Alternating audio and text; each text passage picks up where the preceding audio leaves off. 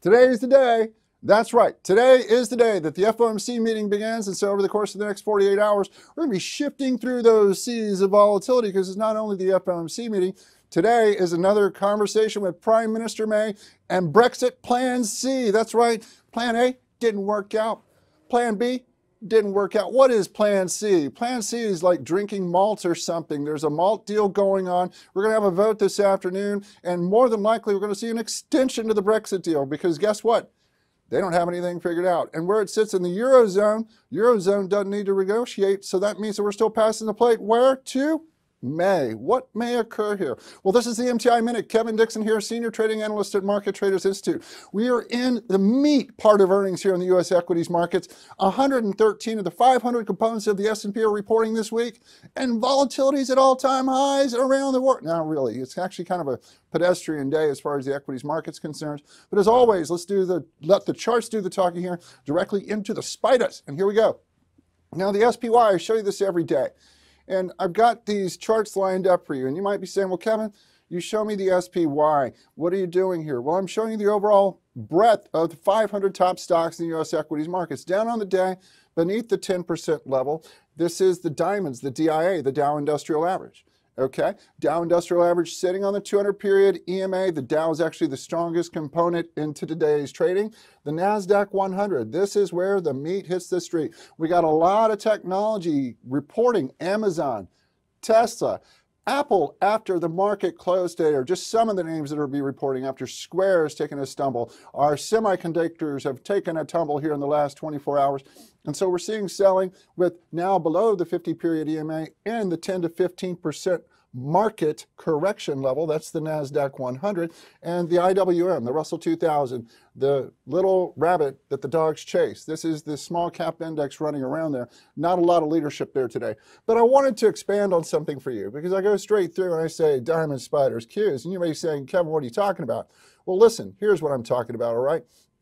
The SPY, the SPY. Now, listen, ladies and gentlemen, these index tracking exchange traded funds are foundationed around benchmark indexes. And I've learned something. I thought for the last several months that Apple was the top weighted holding in many of our index tracking exchange traded funds except for the Dow Jones. And guess what? Over the course of the fourth quarter, that sentiment has changed on Apple. Apple is reporting earnings after market close today, and it's a widely regarded earnings event. Are they going to make the iPhone 10, 20, 30, 40? I mean, what are they going to do now? Are they going to start a streaming service company? How can they continue to maintain innovation? And I think that's what we're looking for in the earnings reports, as well as the way that the China tariffs have impacted a lot of the bottom line in corporate earnings and corporate profits. Harley-Davidson getting smoked today was a great example of that. So let's go into the charts. Let me explain to you what you're looking at when we're viewing the SPY. The top weighted stock in the S&P 500 is not Apple. The top weighted stock in the S&P 500 is Microsoft. Microsoft getting torched today, not a beautiful looking chart, but this is how the sentiment has changed, and this is institutional bias. So Apple actually drops to number 2 in the holdings of the S&P 500. This is significant because Apple and Microsoft have been the top weighted stocks in this index for a number of years.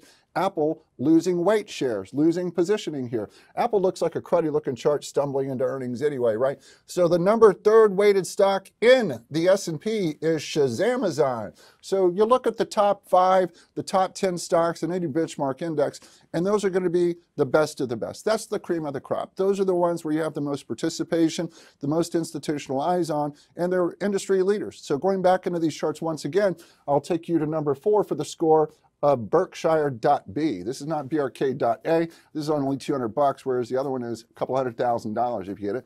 But it's there, and it's the number 4 weighted in the S&P. And number 5 is Facebook. Now, this is interesting because it's not Netflix. It's not some of the other names you might expect. Instead, it is Facebook. Now, we've defined the top 5 in the SPY.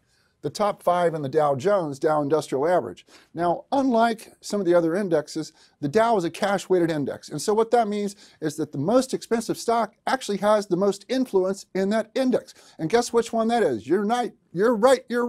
If you guess Boeing, let's move your seat up a little bit closer. We talk about this on opening bell every day.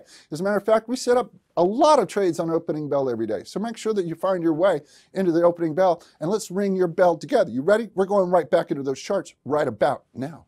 And so This is Boeing. Boeing, $365. 10% of the action in the Dow Industrials influenced by this one stock. How about that? United Health, weighted number 2. And this has been a pretty strong issue as well, driving much price. And Goldman Sachs, the stinky Goldman Sachs, ranks number 3 in our top 5 of the Dow Industrials, followed by 3M at $199. And then we round it out with a good old donkey kicking McDonald's. I'm loving it. As a matter of fact, Apple's not even a top 5 holding in the Dow Jones Industrial Average. It's actually weighted number 7. Can you believe it? Of all things, Apple getting slighted like that? Well, remember, this is what the stock market's all about. Letting you know which ones are the best, letting you pick from the rest. So back into those charts one more time. You know it. It's not necessarily one more time, because now we're moving into the Qs. You know, the Qs, NASDAQ. You know, you're thinking that Apple's going to be certainly the top holding as it's been for years, but once again, Microsoft, number 1. Shazamazon, Amazon, number 2. And little old Crapple, maintaining a hug in the number 3 spot. And rounding this out is Goog, not Google, but sweet googly moogly, just G-O-O-G. And then the 5th one is Facebook. So I think that you see where some of the big common names are. Facebook seems to have a good placement in the S&P. And in the Qs, it's not traded in the Dow. Now, the last of our top index tracking exchange traded funds I always take you through is the Russell 2000. The Russell 2000 is a small cap index, so therefore it's much more aggressive. Some of these names are emerging. They're going to become bigger over the next few years and eventually start to maybe eke their way into graduating into the S&P or into the NASDAQ. And the top one in the IWM, in the Russell 2000 is 5 below. If you guys 5 below, move your chair closer to the screen. I'd like to give you some thanks and a high five. No, a 5 below a high five. So there we are at 124 and change, 5 below, number 1. Etsy, number 2. Not a good looking chart, but weighted number 2. And check this out, for number 3, we've got integrated device technology. This is rolling up very nicely as a semiconductor. And Ciena. Ciena is one of those little stocks that I've loved a lot over the years because it's a great trending security below $40. And the 5th weighted stock here is HubSpot, one of those new ones, innovative to 150. Small caps lead the large caps, so these are emerging leaders. Now, I just wanted to give you a little bit extra value there to let you understand why we're looking at the Diamond Spiders Qs. And when we are, what are we actually looking at? Well, you know, let's go straight to the chase here. These are the GBPs. The vote is this afternoon, around 2 or 3 o'clock. We're going to get a vote. Be watching for some volatility on the pound pairs. A lot of them are going to be moving back and forth. If you knew the direction to trade with conviction, you'd already be in them. So understand that the risk in trading pounds is that the Brexit events have really uncorked some volatility, some very fast action. If you're not good handling risk, you might want to steer away from that. But remember, if you're trading with the correct equity management, then the only thing you have to risk is risk itself. And so the psychology of trading would permit you, when you're using the correct lot size, when you're using the correct risk amount, to venture into any marketplace. Because as long as you know what the worst outcome is, you can prepare for the best outcome, which is getting your wins on. But we know that when we have news like this, the spreads can open up and move very quickly. So as I always say, you either go over the speed bump or you drive around it. So either trade into this news event or you get out clear ahead of it, all right? Because there's always a play afterwards. So this is pound dollar. We're going right back to those charts. And US dollar was trading weak, and, strong this morning, and gold was trading strong. So both US dollar and gold were rallying, which is interesting because of the inverse correlation that they generally share, not in case in the marketplace today. And at this point, this is a 2-hour interval on the pound dollar. We're waiting on something. What are we waiting for? We're waiting on a vote. You got basically a very indecisive candlestick here on the day. This is the pound dollar Swiss franc. And on opening bell, we had the pound starting to run during the first time there from 7 to 9. It was flat, a B-U-L-L bull run. And then we slowed down right below $1.3120. This is where I identified a breakout happening. If we don't get this breakout, we go below this 50-period EMA, shorted at that level around $1.3025. Be prepared for it to break higher or be prepared for it to break lower. Because realistically, it could go higher, it could go lower. Here is the pound yen, affectionately referred to as the guppy. Now, it's not that the yen is trading strong today. As a matter of fact, we're seeing markets tail out of risk and out of safe haven, rather, and more into risk assets. Yens and dollars have been kind of weakening up, except on the day, with, again, the oddity of gold and US dollar rallying at the same time. Pound yen, basically formulating a doji, a very indecisive candlestick. Pound New Zealand, consolidating right below $1.9350, 15, somewhere around there's about. I got a blue line marking these out because I visually will go put a line where I'm expecting bias to go. Pound Aussie, stay the heck away from this nothing burger on the day. Very indecisive on Pound Aussie, and the spreads are jumping up a little bit. It is one of the few that is rallying against the pound on the day, and this is the Pound CAD. Well, you know what? Crude oil up over 3% today creates a command and a demand for those Canadian dollars. Just like I tell you, folks, you get these relationships down. We talked relationships yesterday. Both the pound and the CAD, though, not making distance happen either way. Now, I'm not going to go into the greenbacks because it's these euros and these pounds which are commanding my attention on the day. Euro dollar, also a big nothing burger. This is a doji. This is another indecisive candlestick, whereas we're only trading 0.9 pips above the opening value on the day. Very indecisive. Euro yen as well. Boy, I'll tell you what, I like this setup on Euro yen. This is a rectangle, but I'm getting sick of this piece of junk hanging into a sideways angle dangle for the last week and a half. Really, this goes back to January 2nd. I don't know what it's thinking. I don't know what it's drinking. I don't know if the Kool-Aid is blue or red, but it doesn't matter to me.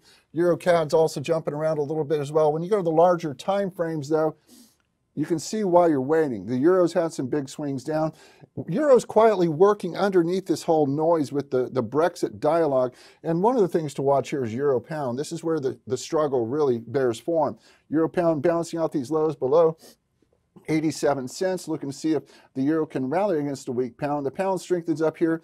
The euro pound will drop, and that's the flop we're looking at. By the time we're able to sit down and break the bread on closing bell today, we'll already have known what happened with that vote. So the vote's going to influence a lot of the action as we go through and look for our setups into tomorrow. And then tomorrow afternoon, the FOMC announcement at 2 o'clock with the press conference thereafter. Expect some quiet market conditions before then, because generally ahead of the rate announcement, we're not expected to raise rates. Markets will be quiet. It's just like you could hear snoring somewhere across the marketplace. But take your time, allow the setups to occur. It's very critical when you're going through key geopolitical or fundamental news, still no tariff deal, by the way, that you need to wait to allow the setups to fulfill. Remember, day traders trade every day, swing traders don't. Either way, let's keep an eye on those transaction costs and make the spread stay low. You know why? Because we're in it to win it on the MTI Minute. This is Kevin Dixon. Thank you for tuning in. We will see you next time.